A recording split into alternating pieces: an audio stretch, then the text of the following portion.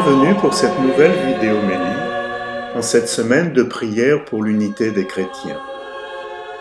Après la proclamation de l'Évangile et l'homélie de l'abbé Philippe Maouet, nous aurons l'honneur d'accueillir, dans ce contexte œcuménique, Monseigneur Athénagoras Pextat, métropolite orthodoxe pour le Benelux.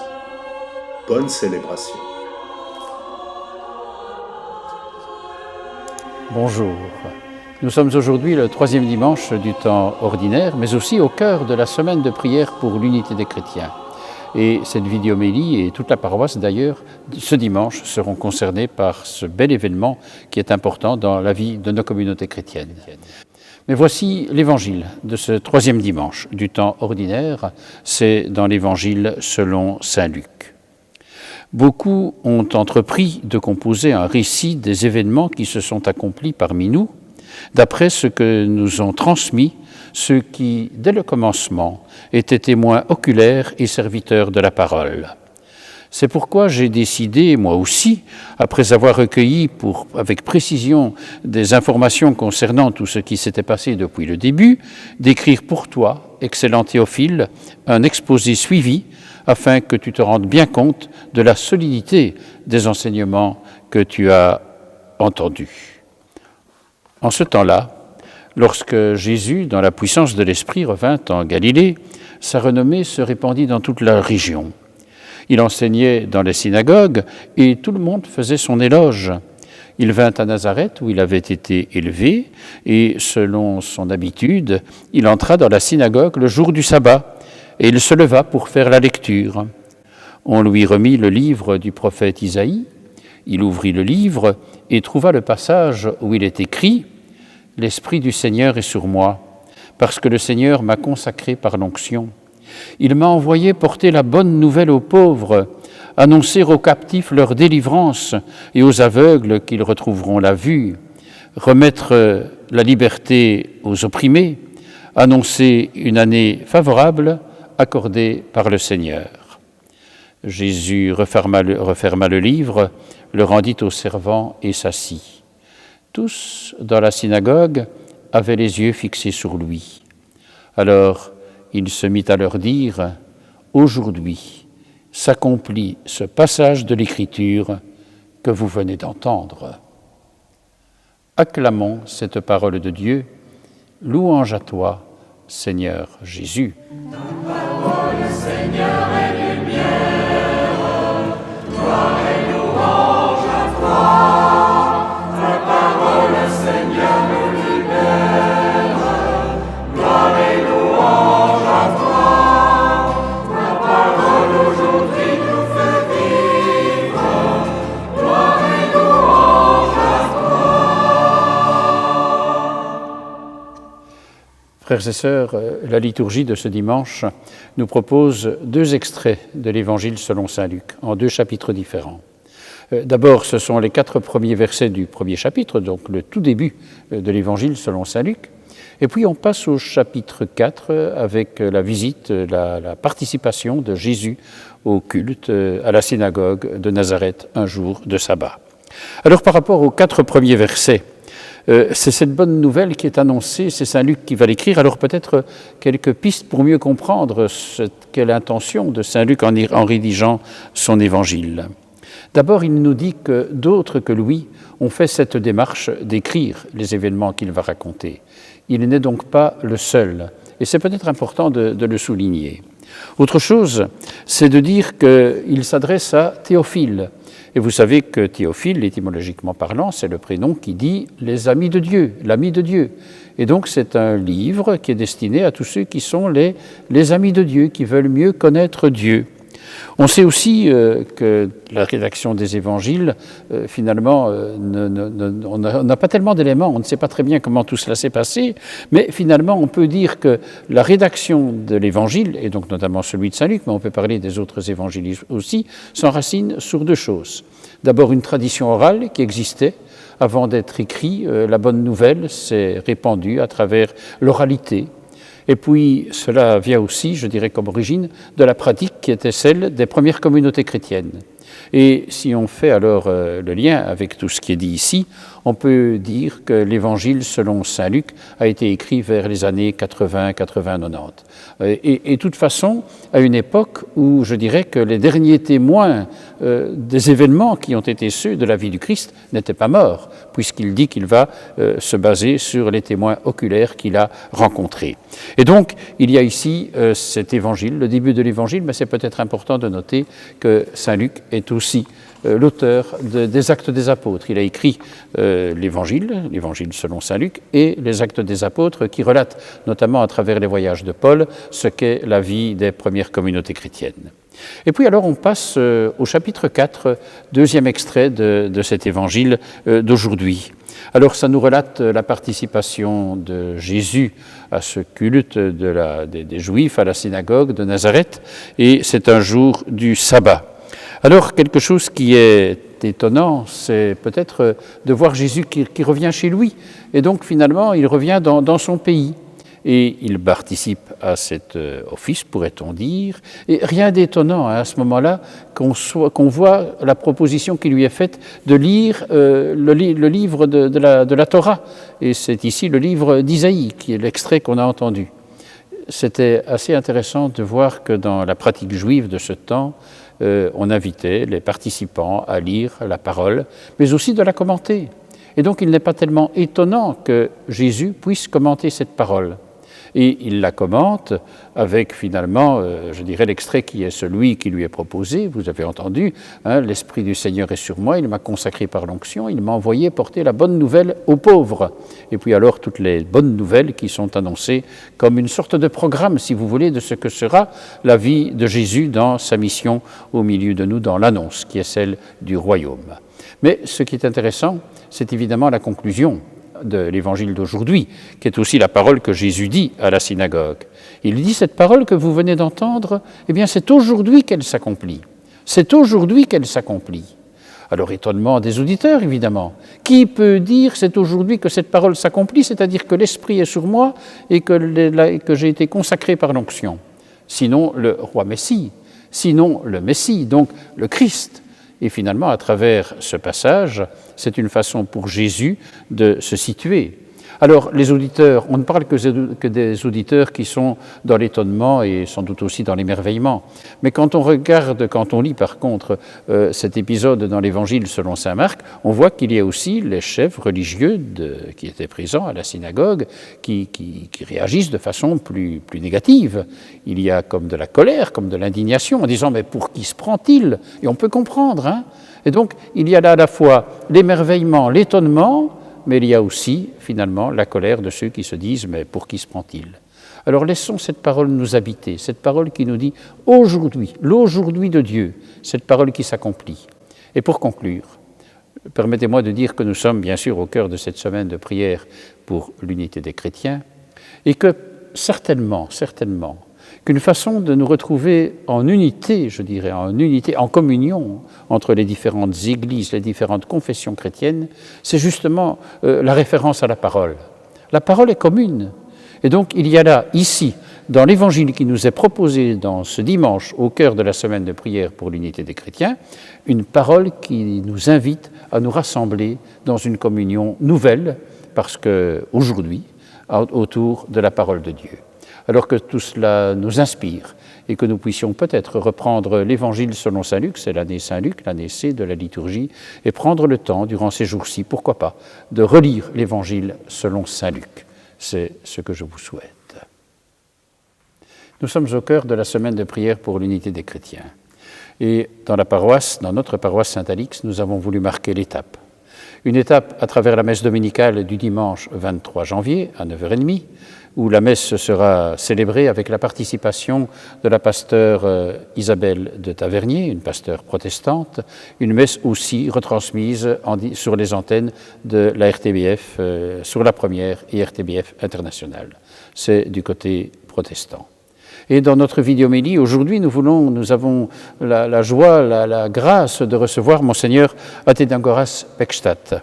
Il est le métropolite orthodoxe pour les pays du Benelux, la Belgique, les Pays-Bas et le Grand-Duché de Luxembourg. Il est venu dans notre église, ici à Saint-Alix, et nous a donné le témoignage de ce que sont les orthodoxes aujourd'hui, à travers à la fois leur histoire, mais aussi ce qu'est leur foi, enfin notre foi commune, mais ce que sont les apports réciproques qui peuvent aider à marcher vers l'unité, vers la communion. Je vous invite à l'écouter.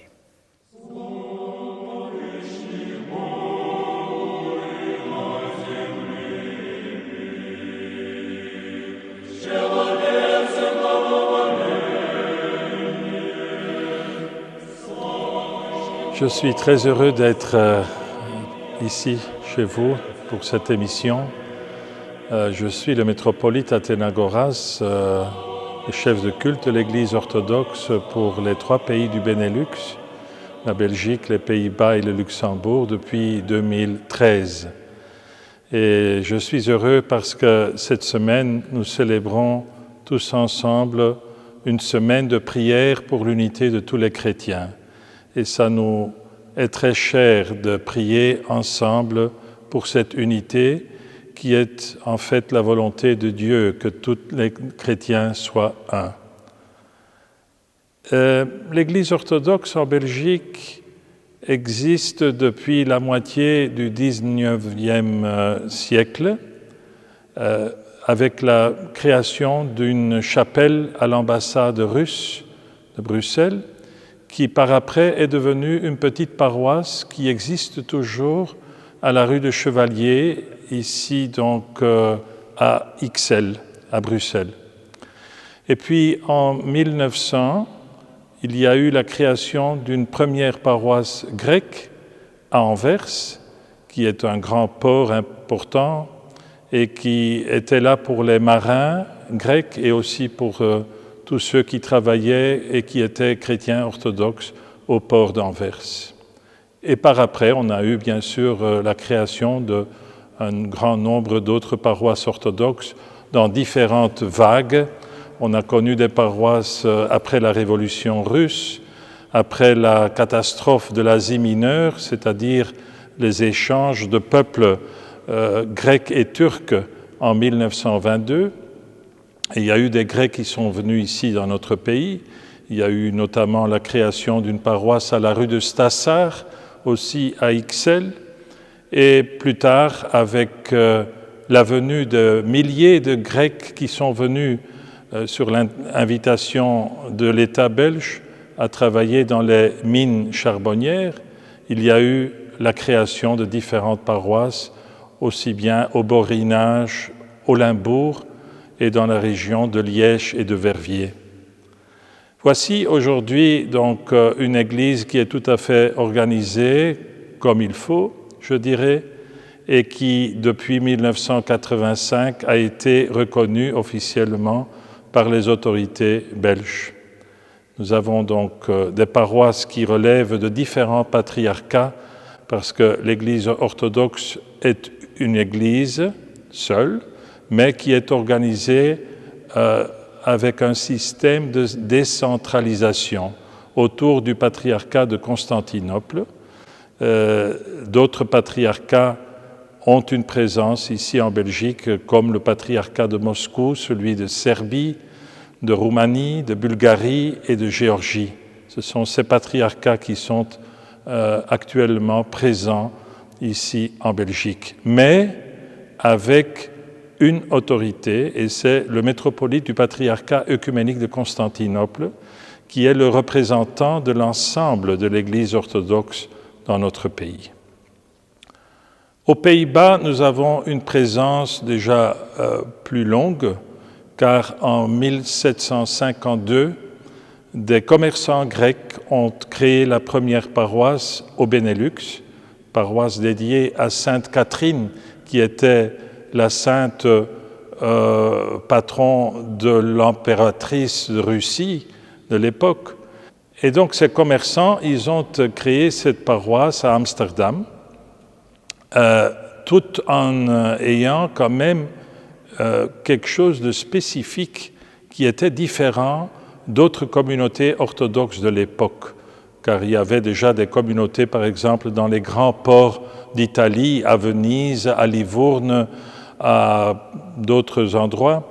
Et ici, à Amsterdam, ces Grecs, ils n'avaient pas d'épouses, ils ont épousé des autochtones, des Hollandaises, et ils ont fait traduire la liturgie de Saint Jean Chrysostome en néerlandais.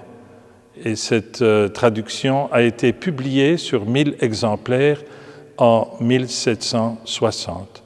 C'est quand même très, très important, car il faut attendre encore 100 ans pour avoir une première traduction de cette liturgie en langue française. Et puis, nous avons le Luxembourg, le Grand-Duché de Luxembourg, qui a une présence orthodoxe après la Deuxième Guerre mondiale et qui n'est pas une présence tellement importante, très grand en nombre. Il y a différentes communautés, donc grecques, 2 paroisses grecques, il y a une paroisse serbe, une paroisse roumaine et une paroisse russe. Maintenant, pour l'Église orthodoxe, nous avons quand même aussi des problèmes entre nous, il faut le dire. Et aujourd'hui, il y a des tensions entre le patriarcat œcuménique et le patriarcat de Moscou. Et ça, c'est à cause de la question géopolitique de l'Ukraine. Mais nous espérons toujours, comme il y a eu aussi des malentendus entre les différentes églises chrétiennes, que nous allons surmonter ce problème-là. L'Église orthodoxe, elle était en fait une partie de l'Église indivise. Il faut le savoir, il faut le dire. C'est-à-dire que dans le premier millénaire de la chrétienté, il y avait 5 patriarcats. Le patriarcat de Rome, qui avait la primauté d'honneur, et puis le patriarcat de Constantinople, le patriarcat d'Alexandrie, le patriarcat d'Antioche et celui de Jérusalem. Et il y a eu en 1054, malheureusement, une rupture entre la chrétienté orientale et la chrétienté occidentale. Cette rupture a été des 2 côtés. On parle aussi donc des anathèmes doubles qui ont été exprimés d'abord par le pape et puis par le patriarche de Constantinople, Michel Kérulard. Alors, on a eu quand même aussi encore des essais de réconcilier les 2 groupes. Ça n'a pas pu se faire. Et depuis lors, oui, on parle de l'Église catholique et de l'Église orthodoxe. Mais en fait, nous avons quand même 85% de commun, si on parle au niveau de doctrine, si on parle aussi au niveau même de la vie liturgique. Toutes les fêtes que nous célébrons, même dans l'Église orthodoxe, une grande partie suit aussi le calendrier grégorien, qui est une correction de l'ancien calendrier julien. Il y a quelques patriarcats, celui de Jérusalem, de Moscou, de Serbie, de Géorgie, qui suivent encore le calendrier ancien. Ça veut dire que des fêtes fixes de l'année sont célébrées avec un retard de 13 jours. Comme Noël, par exemple, ils ne la fêtent pas le 25 décembre, mais le 7 janvier. Ou bien la fête de la Dormition de la Mère de Dieu, non pas le 15 août, mais le 28 août. Mais en fait, donc, nous célébrons les mêmes événements historiques de la vie du Christ et de la vie des saints et des événements que nous avons comme des fêtes majeures et mineures en l'Église chrétienne. Il faut dire aussi que dès le XXe siècle surtout, nous avons des étapes importantes de réconciliation. On a eu une encyclique du patriarcat œcuménique de Constantinople en 1920, qui a fait appel à toutes les églises chrétiennes de par le monde de former une sorte de communion entre elles pour avoir un dialogue et pour ne pas vivre isolées l'une de l'autre. Et puis on a eu, après ça, donc en 1948, la création du Conseil œcuménique des Églises qui siège à Genève et qui regroupe une majorité d'églises chrétiennes, qui est une plateforme de dialogue entre les églises chrétiennes. L'Église catholique n'est pas membre de ce Conseil œcuménique des Églises chrétiennes, mais elle fait partie à l'aspect le plus important du travail du Conseil œcuménique des Églises, c'est-à-dire à ce qu'on appelle foi et constitution. C'est une commission qui se penche sur les thèmes les plus importants de doctrine et de nature ecclésiologique, qui sont des thèmes qui sont aussi importants, bien sûr, dans la division des églises, et que là, nous voulons étudier justement comment on peut restaurer cette unité entre les églises chrétiennes. Et puis on a bien sûr aussi le pape Paul VI et le patriarche Athénagoras qui se sont rencontrés en 1964. D'abord à Jérusalem, c'était très difficile, il faut le dire, parce que le patriarche œcuménique, il vit à Constantinople, mais c'est Istanbul aujourd'hui. Il vit vraiment dans un monde tout à fait musulman. Normalement, il vit dans une république laïque où l'aspect religieux ne devrait pas être tellement toléré. Et donc, il n'avait pas il n'était pas tout sûr s'il pourrait revenir après un voyage hors de la Turquie. Et donc, il n'a pas osé visiter le pape au Vatican, mais ils ont fixé, soi-disant, une rencontre tout à fait spontanée à Jérusalem entre le pape et le patriarche. Et c'est là qu'ils se sont rencontrés, c'est là qu'ils ont fait des accolades multiples entre eux. Et c'est là qu'a commencé aussi ce dialogue d'amour entre l'Église catholique et l'Église orthodoxe après presque 900 ans de silence, on pourrait dire. Et par après, 3 ans plus tard, le pape a visité Constantinople, le siège du patriarcat œcuménique au Phanar, et il est tombé en larmes quand il a vu dans quelle misère vivait le patriarche Athénagoras. Et il a dit « Mon frère André », parce que le patriarche œcuménique est le successeur de l'apôtre André qui avait fondé l'église de Constantinople. « Mon frère André, c'est ici que vous habitez. » Et il a commencé à pleurer. C'est bien décrit dans des livres qui ont été rédigés par des personnes qui ont vécu ces moments historiques. Par après, le patriarche Athénagoras a visité, dans la même année, le Vatican. Et puis, quelques années plus tard, après avoir retiré aussi les anathèmes entre les deux églises, ce qui a été fait solennellement au Vatican.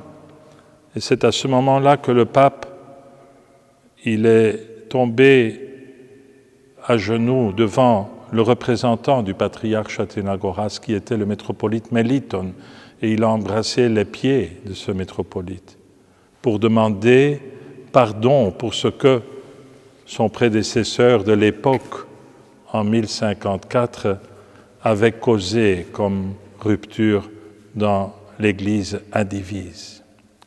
En 1980, on a alors l'inauguration du dialogue bilatéral entre l'Église catholique et l'Église orthodoxe, ce qui a été donc un départ nouveau de laisser travailler des évêques et des théologiens sur des thèmes importants de nos deux, je dirais, églises sœurs, et pour retrouver l'unité visible de ces églises, car c'est ça le but de cette prière, semaine de prière pour l'unité des chrétiens, c'est d'arriver à cette unité visible des églises.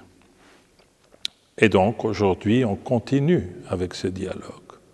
Il y a aussi d'autres dialogues bilatéraux, comme par exemple le dialogue entre l'Église orthodoxe et l'Église anglicane. Et d'ailleurs, j'ai l'honneur de pouvoir être le coprésident. Il y a un coprésident anglican et un coprésident orthodoxe. Et nous travaillons depuis aussi les années 60.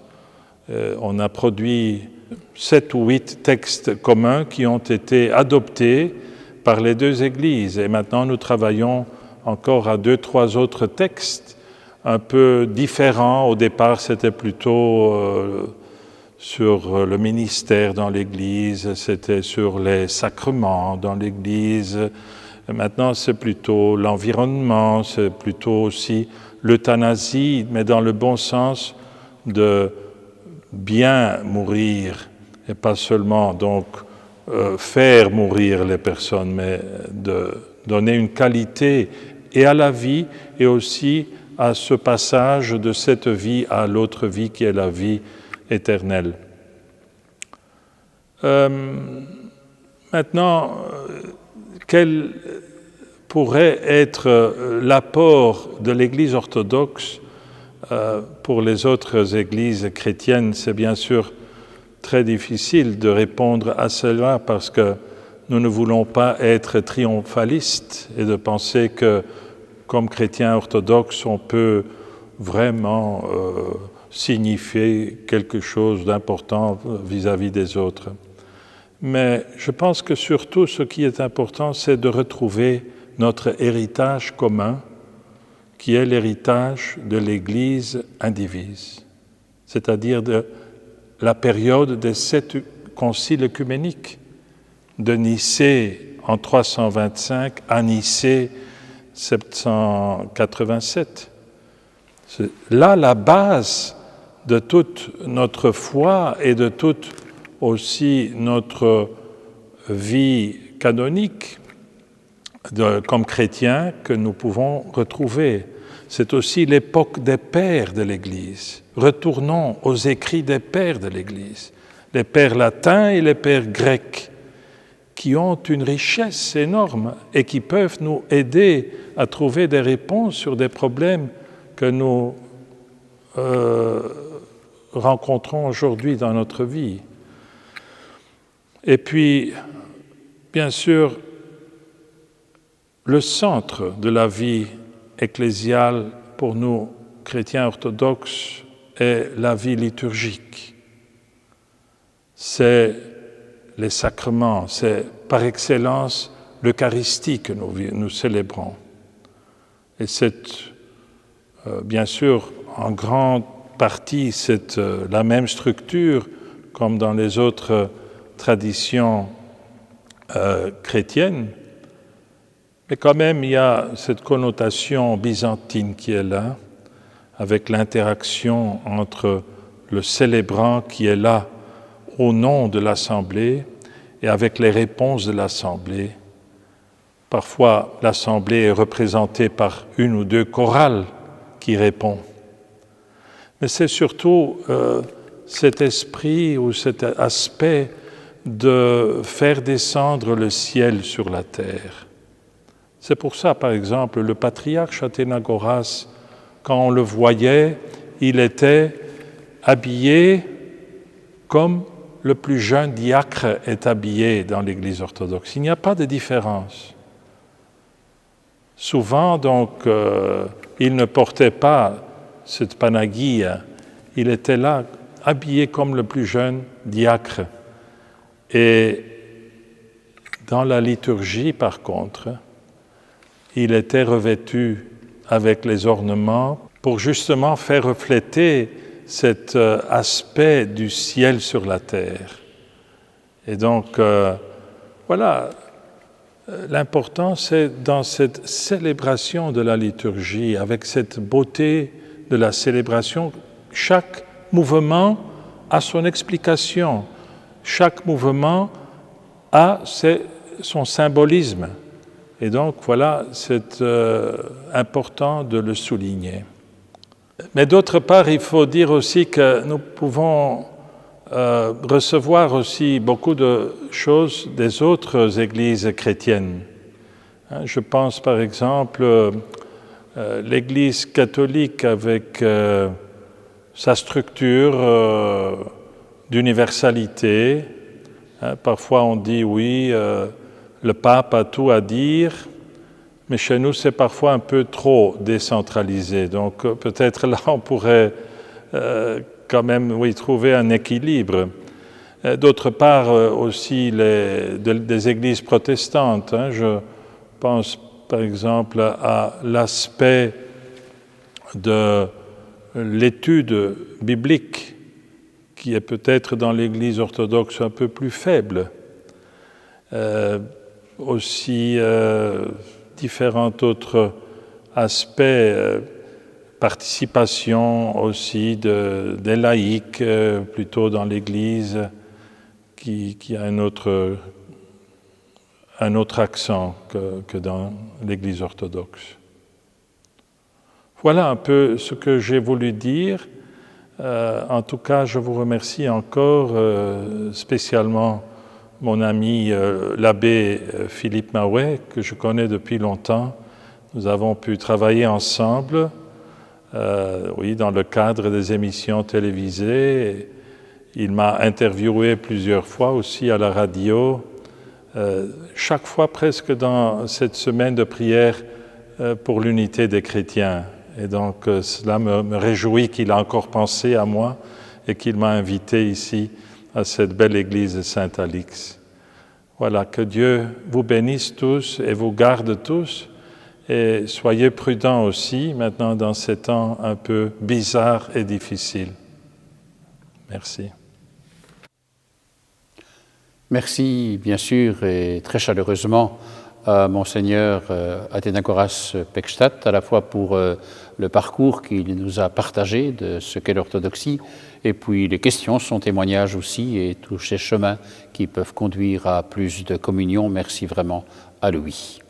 Je vous signale que notre prochaine émission, notre prochaine vidéomélie aura lieu dans 15 jours. Nous aurons un rendez-vous important, je vous en reparlerai. Et sachez aussi que durant les prochains dimanches, c'est-à-dire depuis ce dimanche 23 janvier jusqu'au dimanche 27 février, il y aura la retransmission des messes de Saint-Alix sur l'antenne de la RTBF, les messes radio, de 11h à midi. Je vous y invite, bien sûr, on pourra s'y retrouver. Et la messe de ce 23 janvier, dimanche 23 janvier, en lien aussi avec la semaine de prière pour l'unité des chrétiens et une rencontre, une célébration avec la pasteure Isabelle de Tavernier. Nous concluons par la prière de ce troisième dimanche du temps ordinaire. Dieu éternel et tout-puissant, dirige notre vie selon ton amour, afin qu'au nom de ton Fils bien-aimé, nous portions des fruits en abondance. Nous te le demandons par Jésus-Christ, ton Fils, notre Seigneur et notre Dieu, qui vit avec toi, Père et l'Esprit Saint, pour les siècles des siècles. Amen.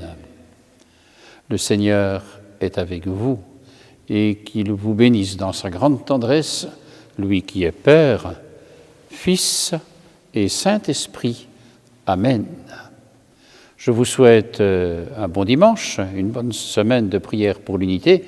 Vous fixe rendez-vous bien sûr pour notre prochaine vidéomélie. Au revoir, à très bientôt.